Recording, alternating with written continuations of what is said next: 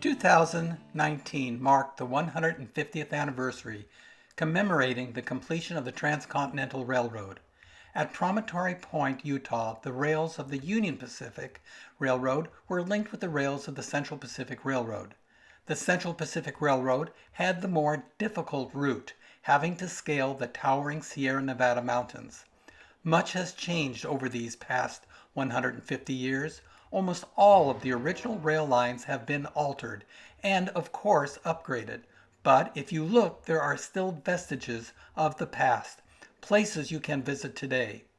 We will begin our tour in Rocklin, California, moving west up to Auburn, Colfax, Cape Horn, Dutch Flat, and finally the summit. The summit is an extra special historic spot, a place where you can walk through the longest tunnel constructed by the Chinese rail workers. 6 major stops that changed American history.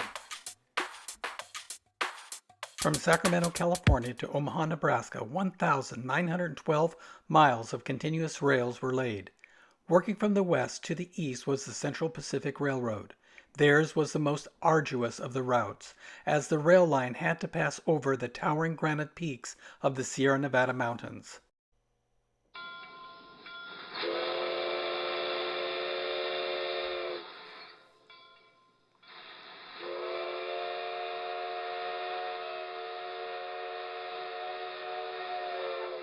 We will begin our tour in Rocklin. Rocklin is located about 25 miles east of Sacramento. It sits at the foot of the Sierra Nevada mountains. In April of 1864, the Central Pacific began rail service to this agricultural and granite quarry town. To celebrate the moment, an official celebration was held. A band on one of the train's carriages struck up the song, "Wait for the Wagon."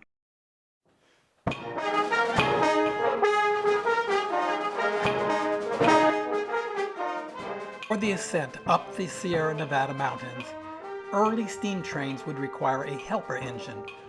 In 1867, the railroad built a roundhouse to both house and service the helper engines.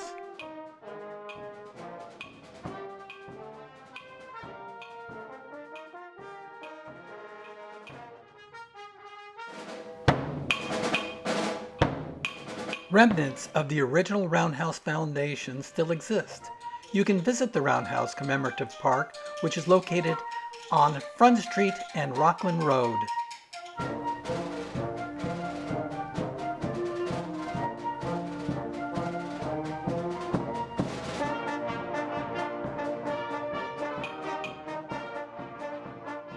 As we leave Rocklin, our train tracks begin to take a serpentine route as we begin the ascent into the Sierra Nevada.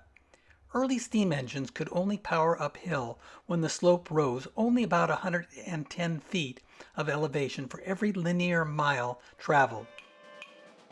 To do this, the Central Pacific would have to tunnel, bridge, or notch the route.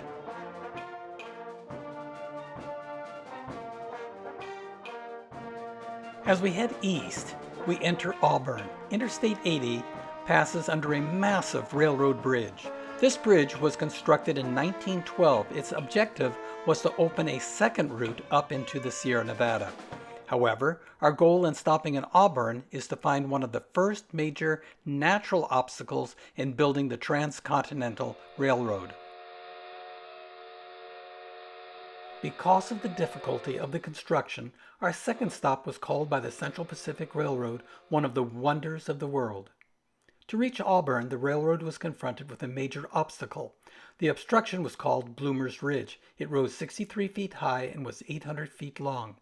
The soil was composed of conglomerate rock, encased in earth, much like concrete. The railroad was short of cash and was working with a skeleton crew.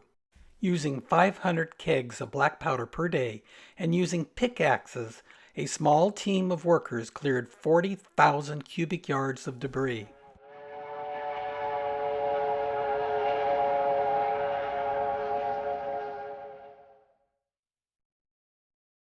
If you wish to visit Bloomer's Cut in Auburn, park at the corner of Hurdle Drive and Quinn Way. You will see a white fence with an historical marker. Just behind the fence, Follow the open space behind the marker until you reach the historic Bloomer's Cut. Just be careful, this is still a live track. On May 13, 1865, rail service opened to Placer County's seat, Auburn.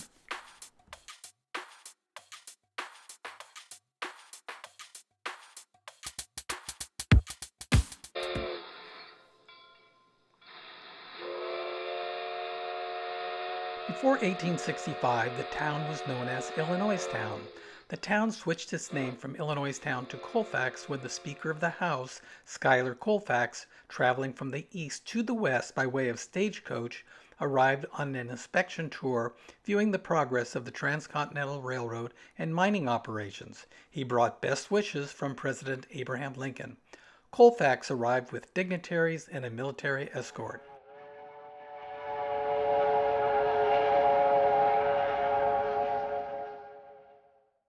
Colfax became an important transportation hub. From the northern goldfields of Nevada County, a narrow-gauge railroad was built connecting Nevada City to Colfax. From the south, bridges were built across the North Fork of the American River, bringing commerce to and from the prosperous mining towns of Yankee Gyms and Forest Hill.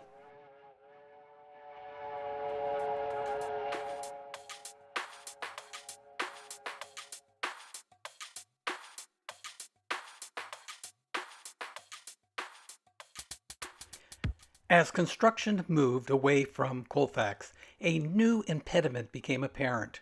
Blocking construction was a mountain, aptly named Cape Horn.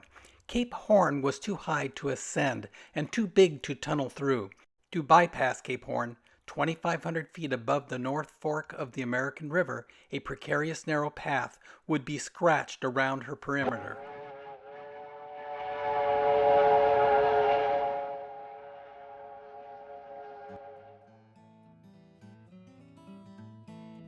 There are two viewing points for you to see Cape Horn. One is off Highway 174 just outside of Colfax. Exit Interstate 80 following the signs to the State Highway 174, cross the bridge, and within a mile look for the Red Frog Restaurant on your right.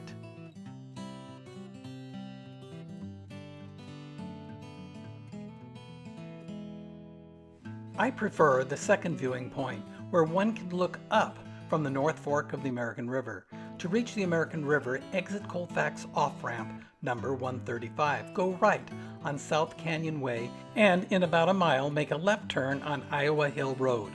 Follow the twisting old stagecoach road down to the American River.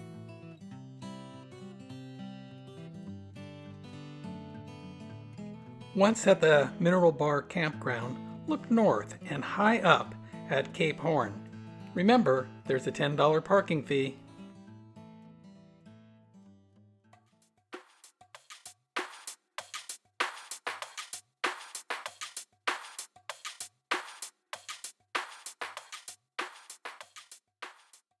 It would take 11 months to create a rail line between Colfax and Dutch Flat, a distance of only 13 miles.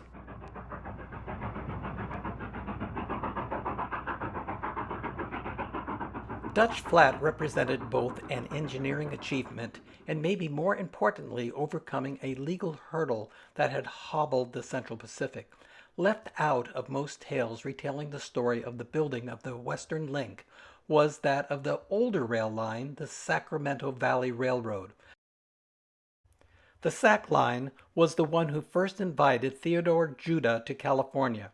Their goal was to build a line over the Sierra Nevada through Placerville. The Sac Line sued, claiming that the CP never wanted to build a link to the east, but only wanted to reach the prosperous goldfields of Dutch Flat. The Dutch Flat conspiracy lawsuit held up much-needed CP financing. As the rails reached Dutch Flat and beyond, the Sac Valley Line lawsuit failed, as also did the Sac Line.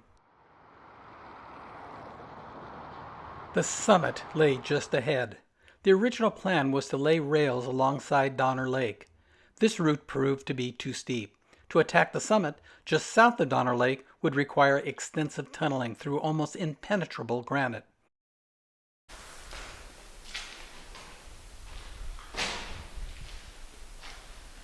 welcome to the longest tunnel that was built by the Chinese and the Central Pacific Railroad. Workers were divided into 3 shifts, each working 8 hours per day. Throughout the winter, construction continued round the clock, 6 days per week. Work on the longest tunnel, number 6, came from 3 directions, both east and west entrances, plus an additional shaft drilled from the top down into the tunnel. The center shaft was fitted with a lift to remove construction debris. Because the railroad used contractors to secure Chinese laborers, the CPRR kept no records of the names of their Chinese workers, nor recorded the numbers of those who had died in construction of the railway. Estimates of death range as high as 2,000 deaths.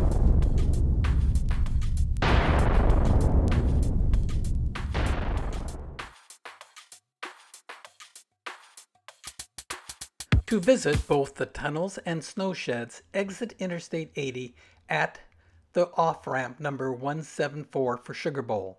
Continue on Donner Pass Road. Park when you see the Sugar Bowl entrance sign. The entrance to tunnel number 6 will be on your left. You should bring enclosed shoes and flashlights.